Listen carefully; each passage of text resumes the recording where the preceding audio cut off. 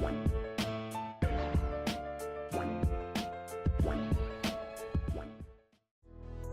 is up, everybody? Welcome back to Blerd Out.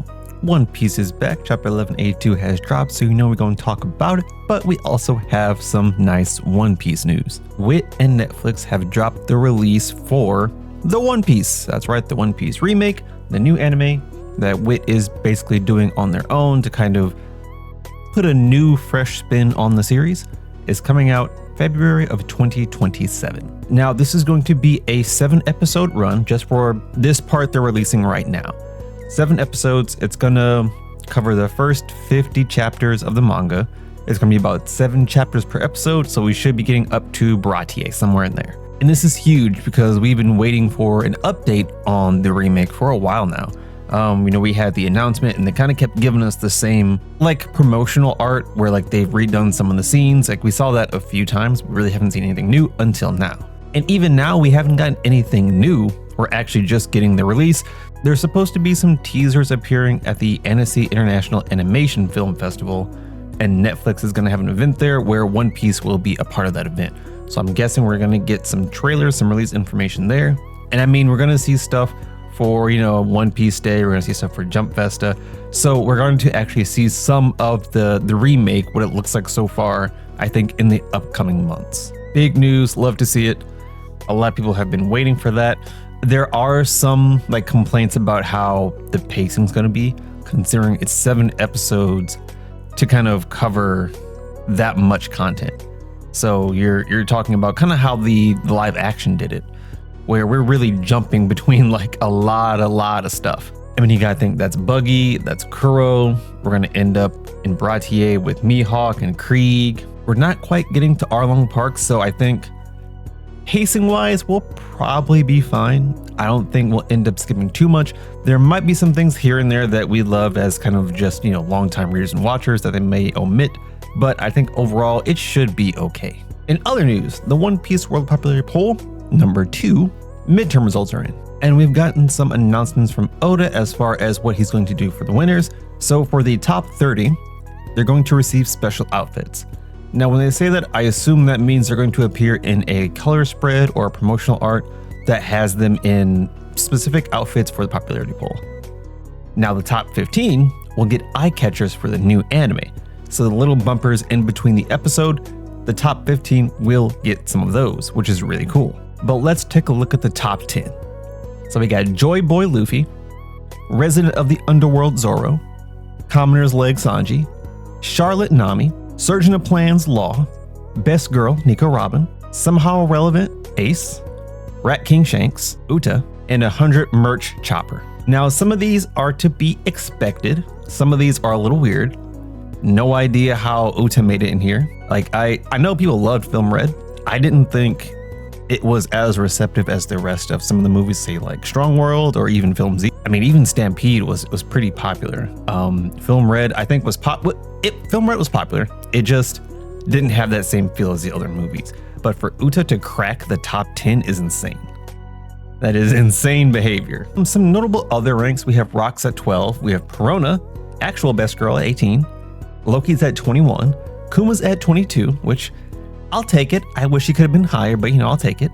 Ulti's at 66, so at least she placed. And then we have Mary at 41, but I find that really funny because we have Mary here, and Mary's beating people like Shamrock, Rayleigh, Akainu, Blackbeard, Gold Roger, Dragon, Joy Boy himself. They're all getting low diffed by Mary. I think that's hilarious. And of course, these are results after all the botting has been cleared.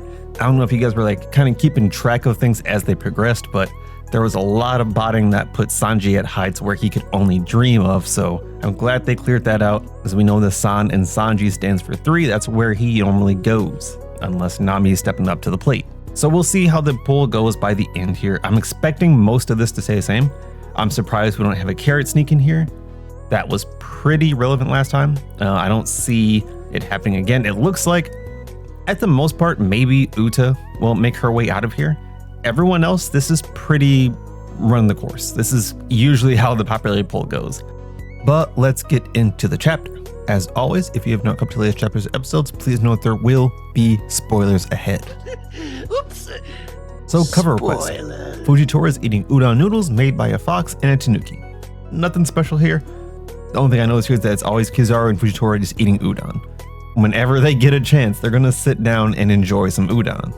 So chapter 182, ZAZA, which is an onomatopoeia for heavy rainfall, which makes sense considering who ZAZA is. Now we're starting where we left off, Loki versus Emu, and Loki is aware that his move hit, but he's like, I still feel his presence, he's still over there, but I'm too big to track him properly. So again, we're getting the notification, like Oda's being like, hey, when he's in this form, it's hard for him to fight smaller people. This is the second time Loki himself has brought that up, so this is a very obvious caveat to like him having this immense power. I think this also means we're going to see Loki in hybrid sooner than later. It's also worth noting that he's kind of huffing as he talks, so I'm wondering if being in like full Nidhogg form causes a lot of strain on his stamina, like if it's hard to keep up that form just because of how massive and how much energy it takes. Now Emu's recovering, he's got a little bit of blood rushing down his head, so it looks like the move to some degree did hit. I know he put kind of like that flame cloak around him, but he seems to have taken some damage, and I don't think that was there from Ragnar colliding with him when he was screaming out to Joy Boy. I think that's new damage. But Emu calls out to Nidhogg and is like, to think that I would see you again in this world, you traitor. Emu then comments on the snow and how lightning is born from colliding ice, kind of making reference to all the phenomena that's mentioned with Nidhogg. Like when Nidhogg arrives, we get snow, lightning.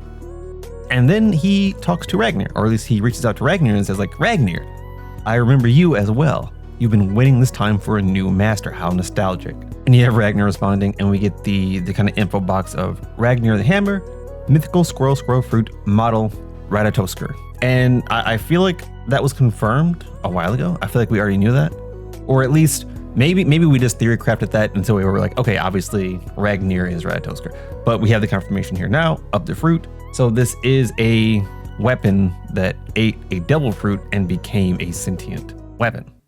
So much like Funkfried, in some way, shape, or form, the technology existed to have weapons eat devil fruits.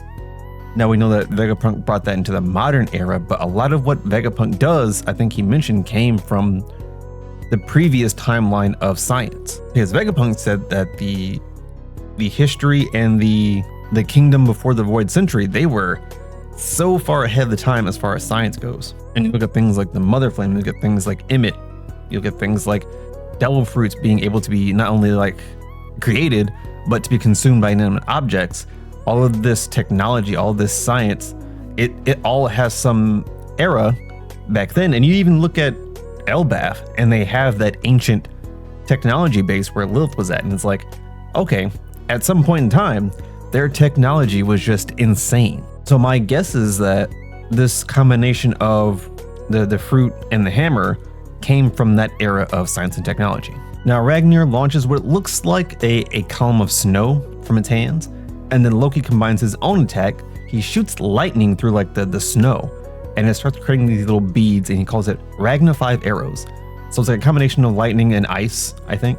Now Emu counters with a move called Zitzy Middle, and this is different because instead of like drawing the omen from his arms or like using his staff, he uses the kind of ring that he has floating above him with all the eyes on it.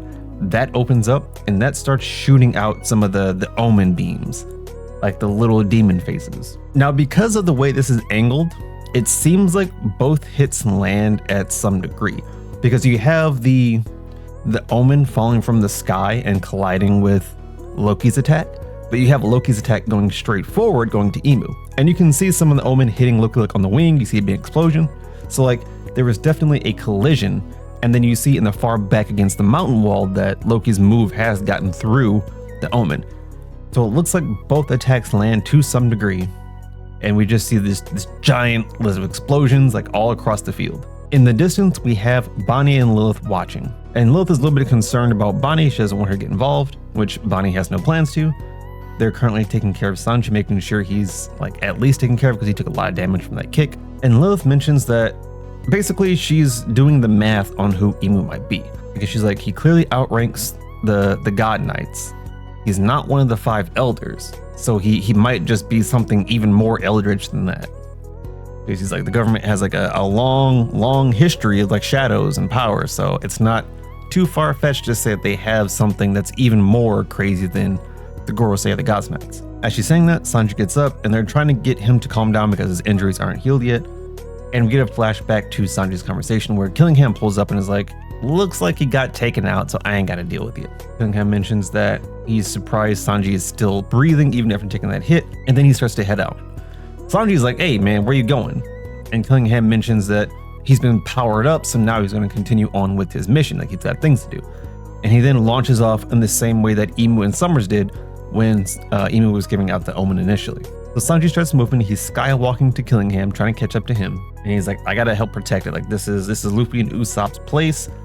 We got people here, we got beautiful ladies here, I gotta put some work in. So he's off and we cut over to the Owl Library. And it appears that Bilbo has taken all the books in the library and hid them in a secret room. So it's like a hidden room that no one knew about in the library. All the books were safe.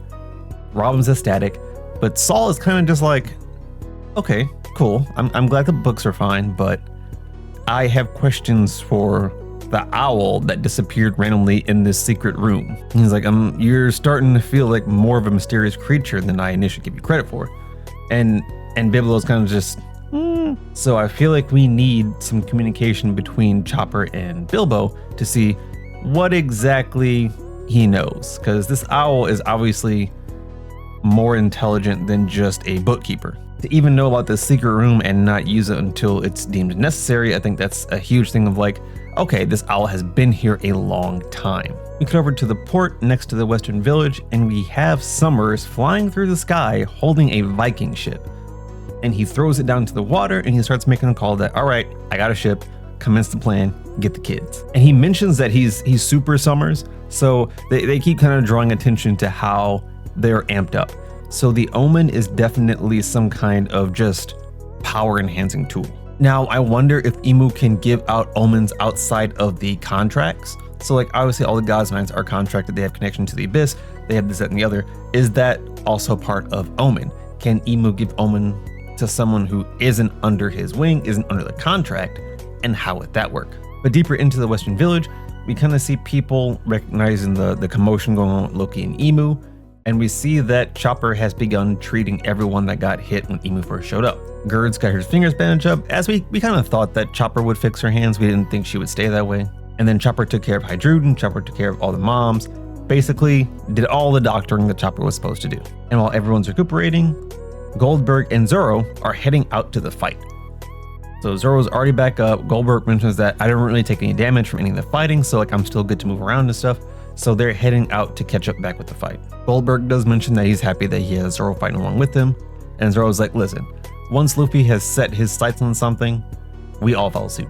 So like Luffy says, this is our friend's country. That means we're fighting for our friend's country. He then goes on to talk about Imu's attack, how it started off as black flames, but they turned into steel bullets and explosives, and he's holding the bullets in his hand. He also mentions that the knights seem to be somewhat powered up, which the only way he would have seen that is if he was still conscious. Well, it seems like he was still conscious, like he took the hits, and we know that he kind of like lifted his arm up and stuff when he was down on the ground, so it seems like he was still pretty conscious when Imu was giving out the omen, because he's aware of their power up. But the fact that the omen turned into steel bullets and they're still tangible, like Zoro physically has the bullets in his hand. I think that's interesting because they start off as a manifestation of Imu's omen power, and they literally shot from his hand and then they turned into something real.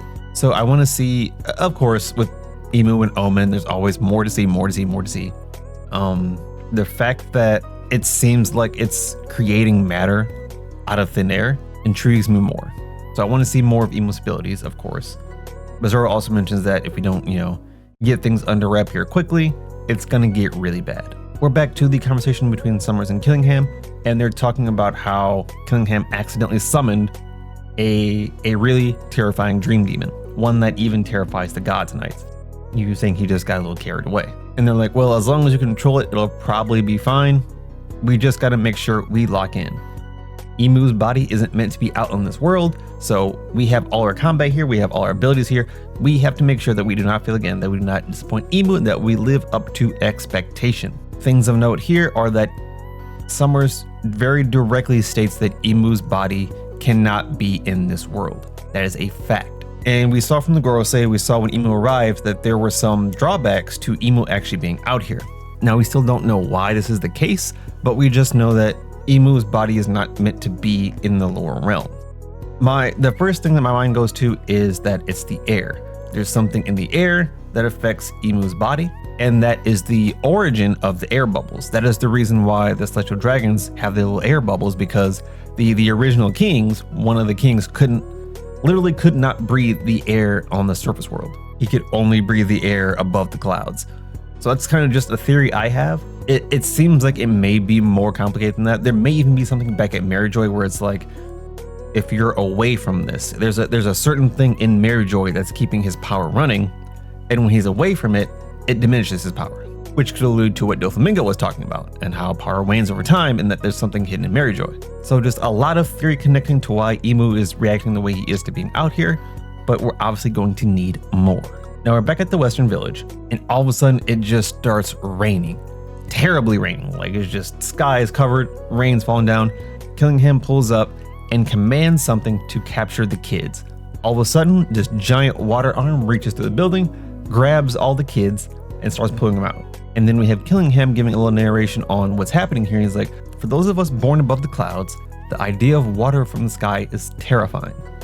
We always heard stories, not just about the D-Clan and Nika, but about a monster known as the Rain God, the one who pelts lower realm dwellers with water from overhead.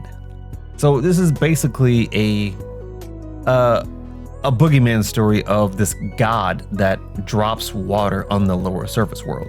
And because they live above like the atmosphere of the cloud line, they don't experience rain.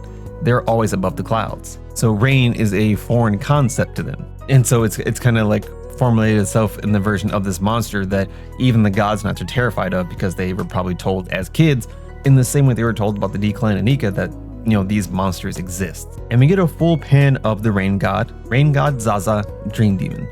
And it's this massive, it looks like a woman with 4 arms made of water. She has what looks to be like a similar Omen style circle above her head. If you played Elden Ring, she looks a lot like Renna. You kind of cover up her face a little bit. Other than that, she looks a lot like Renna to me. That's the immediate thought I had. I think even Renna has the blue skin, 4 arms. That was my immediate clock as far as when I saw her. But as much water as she's bringing in, like literally the town is now flooded. So it started off where it was just raining. There is literally a flood in town. The water is as high as the buildings are. And you have to remember, this is a giant's village. So giants are being washed away. Giant buildings are underwater from how much water just came from this rain god. And so the rain god has all the kids, and Kingham's like, all right, we're on the way to use Summers. Now Zoro sees the rain god and the commotion going on back at the village, and Goldberg asks, hey, should we go back? As soon as he says that, Sanji comes flying in, and Zoro and Sanji kind of like cross each other. So Zoro's running away from the fight, Sanji's heading towards it. And Zoro's like, nah, it's fine. And he shouts over to Sanji, hey, don't screw this up, to which Sanji responds, right back at you. Which is, I think it's a really cool moment, stepping away from the Zoro Sanji beef. I think this is really cool where like they trust each other, where Zoro and Goldberg were leaving and they see things happening back there. And they know there are people back there that need help. And they see Sanji going, they're like, all right, they've got it. It's covered. It's going to be fine. And like that exchange in itself, I think is just really great. And that is the end of the chapter. And we do have a break next week. So we've picked up the plot again of kidnapping the kids, which I don't love, to be honest. I think as far as like plot lines go, as long as this doesn't like extend itself too long, which I think it won't, considering the fact that Sanji's on his way. So Sanji and Killingham are gonna fight. I feel like that leads to Killingham being defeated, at the very least unconscious, so that the dream demon goes away. That, or there's a different way to beat this demon that doesn't necessarily involve getting Killingham. Zoro is either heading to the Loki Emu fight or he's heading to Summers. I'm not entirely sure where he's going. My guess is that he's going to try and back up Luffy when they get up to Emu, but there's no telling really. Other things to know about this chapter is just the dialogue that comes from Emu, where he recognizes Nidhogg, he recognizes Ragnir, to the point where like he's openly having a conversation like how nostalgic. I remember when you were looking for a master before. I remember when you had a master. I remember the old Nidhogg. So if we needed any more indication that Emu had a lot of like direct confrontation with a lot of people, it seems like Emu interacted with Joy Boy, interacted with Nidhogg, interacted with Ragnir, all on some kind of personal level. To the point where he even calls Nidhogg a traitor.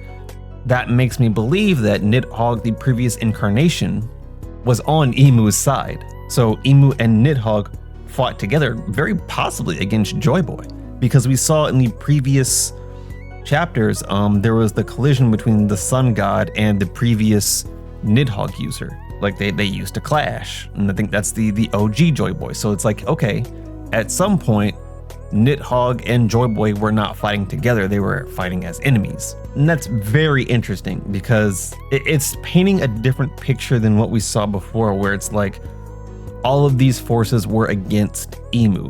Because we were like, Emu fought Joy Boy, fought Nidhogg, fought Emeth, fought, all of these people we've been seeing in the past couple of arcs, and we're like, how did Emu win? It's like, well, it's not so black and white.